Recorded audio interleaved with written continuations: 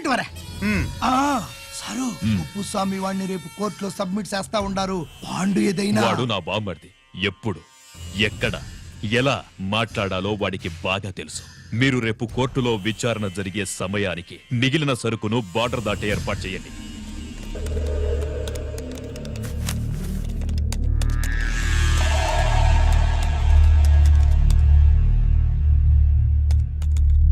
Yes,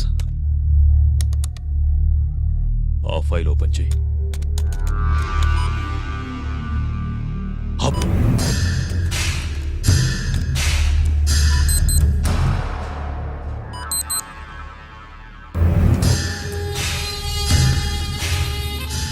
వీళ్ళు చక్రవర్తి కొడుకులా. ఇదిగో మా శుభ్రంగా ఎంత అన్నా వడకు పెద్ద బొక్క పెట్టండి, లేకపోతే మనకు పడుద్ది బొక్క. ఏంట్రా పడేది బొక్క? అసలు బొక్కే లేకుండా వడ చేద్దాం అనుకుంటున్నారా?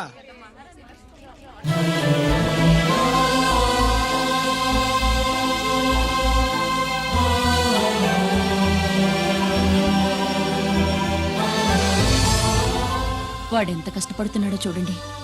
వాడు కష్టపడిపోతున్నాడని నువ్వు బాధపడుతున్నావు. ప్రయోజకుడయ్యాడని నేను ఆనందపడుతున్నాను. ఏంట్రా? అమ్మ నాన్న వచ్చారన్నా.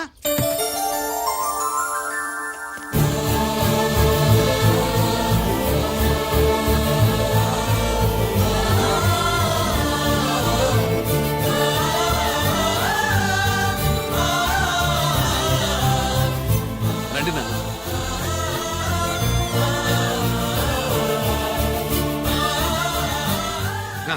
నాన్న, నా చేతులతో నేనే టిఫిన్ చేసి తీసుకొస్తాను. ఒరేయ్, అమ్మ నాన్నలకి దోశ నేనే వేస్తాను. ఓకేనా? ప్రాసిక్యూషన్ వారి వాదన విన్నావు కదా. నీతో పాటు ఈ ర్యాకెట్లో ఎంతమంది ఉన్నారు?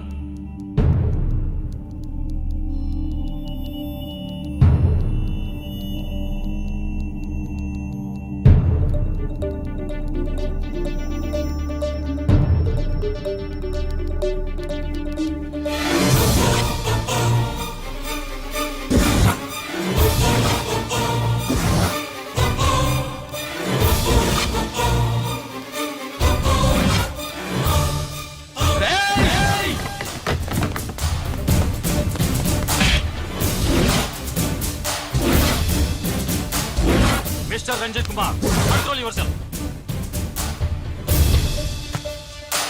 అతను చెప్పిన దాని ప్రకారం వివరాలు సేకరించి కల్ప్రిట్ అరెస్ట్ చేసి కోర్టులో హాజరుపరచండి.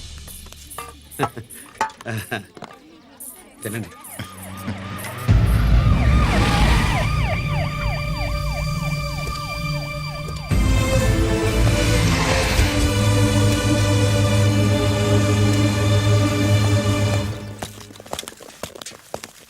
రానే, నాన్న వాళ్ళ కోసం దోశ నేనే స్పెషల్గా వేశాను. నువ్వు తిందు గానీ రా. సారీ, నేను డ్యూటీ మీద వచ్చాను. కమాన్, వెతకండి.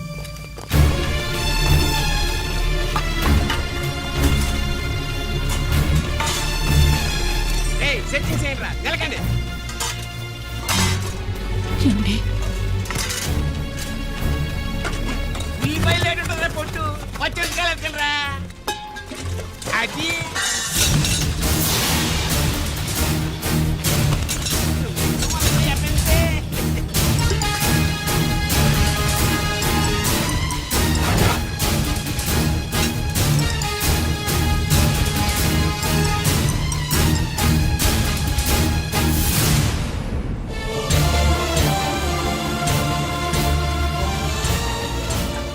అవి స్టోర్ రూమ్ లోకి ఎలా వచ్చాయో నిజంగా నాకు తెలియదు అన్నయ్య.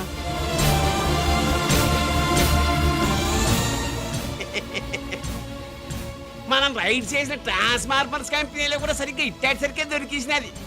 తమ నిజాయితీకి ఆఫీసర్ కదా, దొరికితే తమ్ముడు ఏదో తండ్రి ఏదో ఏసీడివే ఇటువై ఏతంతో ప్రూవ్ అవ్వాలి కదండి. ఇంకేంటి ప్రూవ్ అయ్యేది? రెడ్ గా దొరికేసినాడు కదా, బొక్కలో దోషీడివే.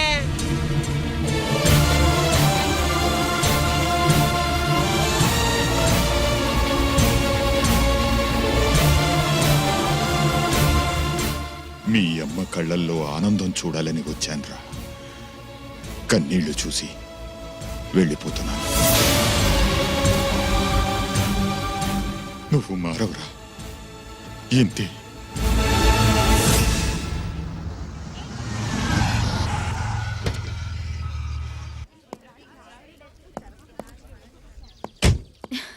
రామా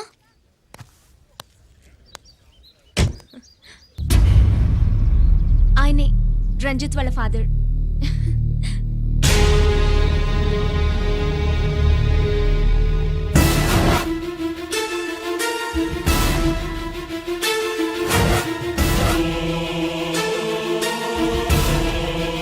రామా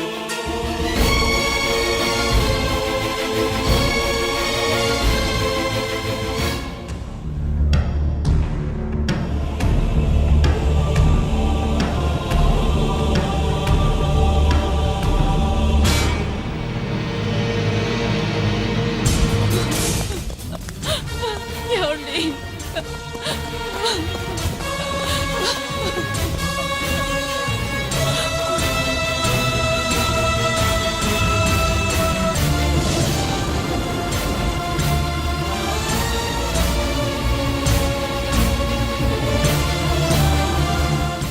షో నాయి 3 జాకీలు నాకు 3 రాణీలు సార్. షటార్ నా కొడుకు. జాకీలు ఎక్కువ రాణీలు ఎక్కువరా? రాణీలు జాకీలే. అది నాది షో. ఏటివై మాణిక్యం నీకేంటి వచ్చినది మొక్క? ఏంటి వచ్చే తొక్క? నాకు రాజేదో రానేదో అర్థమే చావట్లా. 2 ఏళ్ల నుంచి చూస్తున్నాను.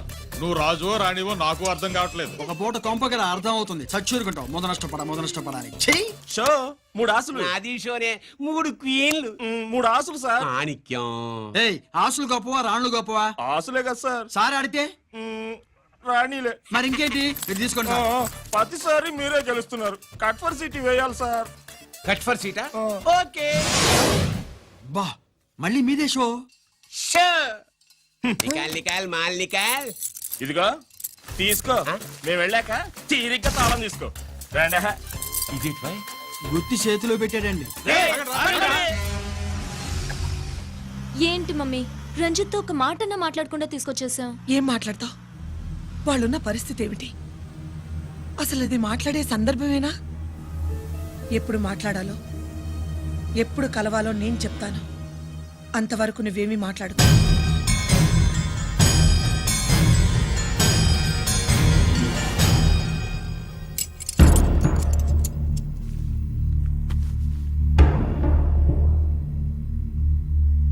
క్యాంటీన్ దగ్గర పోలీస్ డ్యూటీ చేశారు కదా, ఇప్పుడు అన్నగారి డ్యూటీ చేయడానికి జైలుకి వచ్చారా? అవునరా.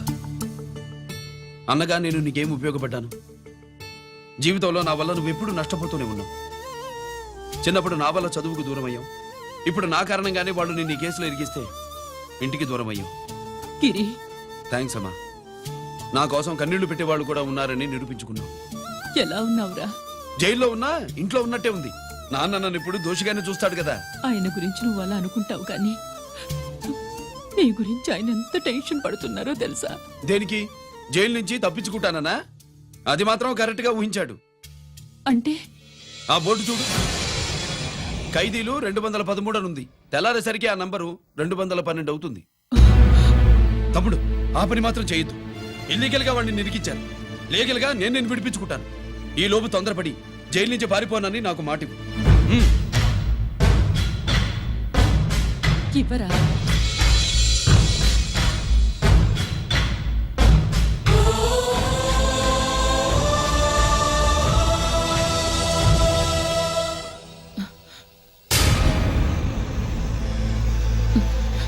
కాళ్ళు కడుక్కునే లోపలికొచ్చావా?